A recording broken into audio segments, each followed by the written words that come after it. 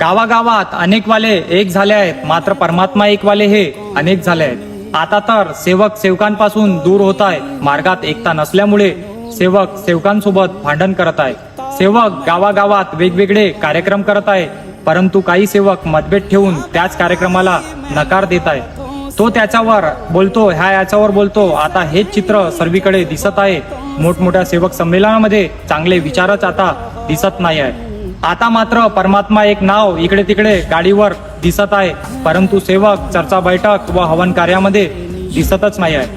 खरं ते समजतच नाही आहे. हवन पद्धती वेगवेगळी दिसत आहे. खरी हवन पद्धती कोणती सेवक मित्रांनो कोणी का बरं सांगतच नाही आहे. आठवा ते दुःखाचे दिस बाबाचे नाव मनात येत आहे. जेव्हा येतो सुख सेवका, मग का तुझ्यात स्वार्थ येत आहे.